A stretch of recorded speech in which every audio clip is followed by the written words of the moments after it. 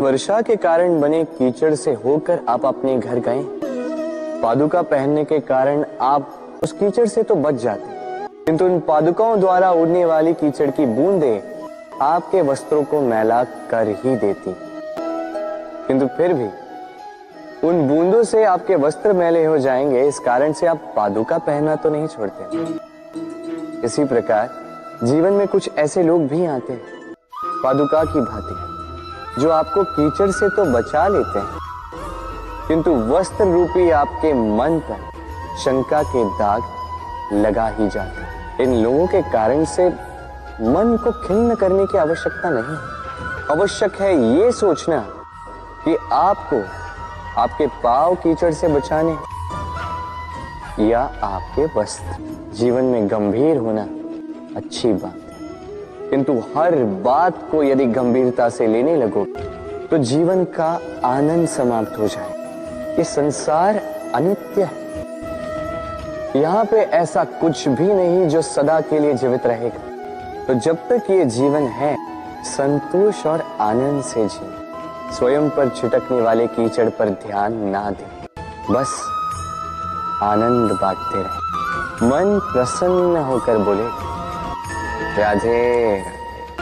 व्यक्ति को जब अपने प्रेम को खो देने का भय होता है तो वो अपने प्रेम को इतने कस के पकड़ कर रखता है कि प्रेम को ही पीड़ा होने लगती है। प्रेम पा तो लेता है, किंतु उसे कैसे सहेजना है ये जब उसे नहीं समझ आता, तब वो उस प्रेम पर स्वामित्व पाने का प्रयास करता है और यही जन्म लेती है असुरक्षा की ये भाव, ईर्ष्या।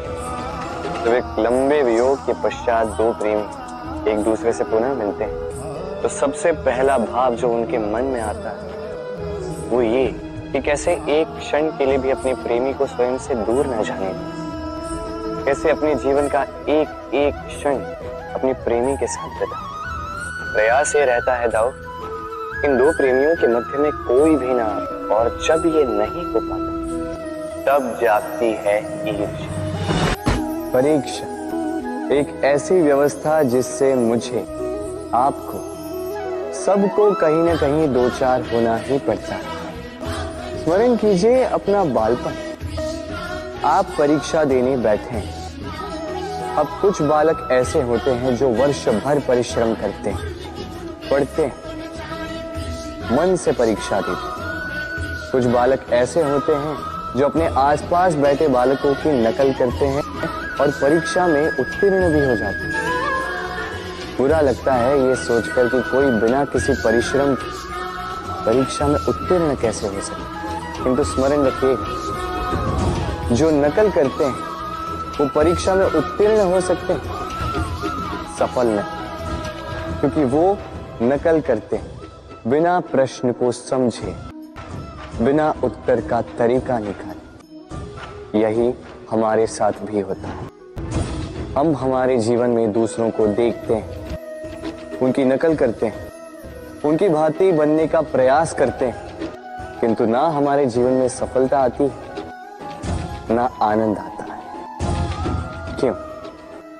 क्योंकि हम एक विशेष बात भूल जाते कि प्रत्येक मनुष्य का व्यक्तित्व भिन्न होता है।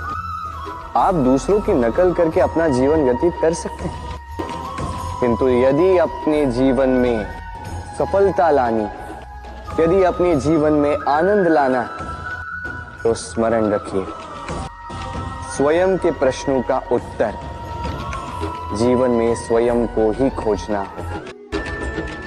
राधे। मनुष्य को जब सफलता मिलती है तब उसमें जागता है अहंकार, और ऐसे में मनुष्य अक्सर एक बात भूल जाता है, झुकना। सोचता है कि मैं किसी के समक्ष क्यों झुकूं?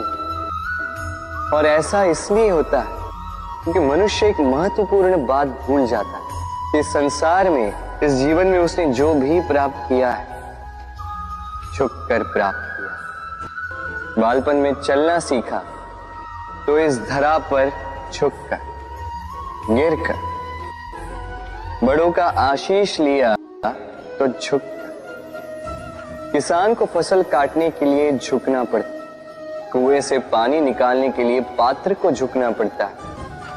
भगवान से आशीर्वाद प्राप्त करने के लिए उनके समक्ष झुकना पड़ता है। आंधियों में वृक्ष सुरक्षित कैसे रहते? झुककर। सम्मान कैसे पाया जाता है? झुककर। किसी के समक्ष झुकने का अर्थ स्वयं का आत्मसम्मान खो देना नहीं, उसका अर्थ होता है विनम्र। हम मनुष्य हैं और इस आकाश की ऊंचाइयों तक पहुंचने के लिए हमें किसी पक्षी की भांति पंखों की आवश्यकता नहीं। बस जितना झुकेंगे उतना ही ऊपर उठेंगे। राधे राधे। आप इस संसार में ऐसे कई लोगों को जानते होंगे जिन्हें आप स्वार्थी मानते हैं, जो आवश्यकता पड़ने पर ही आपको स्मरण करते हैं, अन्यथा वर्षों तक कहीं दिखाई भी नहीं देते। किंतु जैसे ही उनकी आपके सहायता की आवश्यकता पड़ती है, हाथ जोड़कर आपके सामने सज्ज रहते। बड़ा क्रोध आता है ना इनको, मन खिन्न हो जाता है, मन से ये स्वर निकलता है कि इस व्यक्ति की सहायता न करें। किंतु आप ऐसा कभी मत कीजिए। आप सोचेंगे क्यों कह रहा हूं मैं ऐसा? स्मरण रखिएगा, दीपक का स्मरण व्यक्ति केवल तभी करता है जब अंधकार गहरा हो जाता है। उसे स्वार्थी मानकर स्वयं व्याकुल ना हो, स्वयं को दीपक मानकर आनंदित हो। भाग्यवान समझिए खुद को कि किसी को आवश्यकता पड़ने पर आपकी याद आए, कि आप इस संसार में किसी की सहायता करने योग्य हैं। इस जीवन में किसी के स्वार्थी होने से स्वयं का दृष्टिकोण न बदले। संसार में सबसे कठिन कार्य क्या है? कोई कहेगा पर्वत पर चढ़ना, कोई कहेगा तैरना, कोई कहेगा उड़ना। किंतु क्या ये वास्तव में कठिन है? असल में देखा जाए तो बस ये थोड़े भिन्न है। जो कर्म हमारे लिए करना थोड़े भिन्न हो, हम उसे कठिन समझ लेते। जैसे तैरने की कला भिन्न, बड़े ही परिश्रम से इसे बनाती, अपने शरीर के रस से इसे बुनती हैं। क्या आप इसका उद्देश्य जानते हैं? मकड़ी इन जालों में नन्ही कीटों को फंसाकर उन्हें अपना भोजन बना लेती है। और क्या आप ये बात जानते हैं कि एक दिन मकड़ी इन्हीं जालों में फंसकर मृत्यु को प्राप्त हो जाती है? बताइए क्या करते हैं आप इन जालों के साथ? दिखते ही हटा देते हैं इनका अस्तित्व। दूसरी ओर चिड़िया का घोंसला, चिड़िया भी बड़े परिश्रम से इसे बनाती है। किंतु यदि चिड़िया इसे छोड़कर चली भी जाए, उसके पश्चात भी लोग इसका विनाश नहीं करते। कारण क्या? कारण यह है कि इसका निर्माण जीवन के संचयन के लिए किया गया था, आखेट के लिए नहीं। स्मरण रखिएगा, जीवन में आपका परिश्रम कितना भी अधिक हो, यदि आपका लक्ष्य शुभ ना हो तो आपको भी विनाश पाना ही होगा। तो सृजन करते रहिए और मगन होकर कहिए राधे राधे। आपके विचार से मैं क्या कर रहा हूं? आप कहेंगे मैं दीपक जला रहा हूं। सही, किंतु प्रश्न ये उठता है कि क्या मैंने आपसे कहा कि ये दीपक है? नहीं। क्या इस दीपक ने स्वयं अपना परिचय आपको दिया? नहीं। फिर आपने कैसे जाना कि ये दीपक है? उत्तर है प्रकाश, जो स्वयं जल कर अंधकार में संसार को राह दिखाए, वो दीपक जो निराशा में आशा की ज्योत दिखाए, वो दीपक है।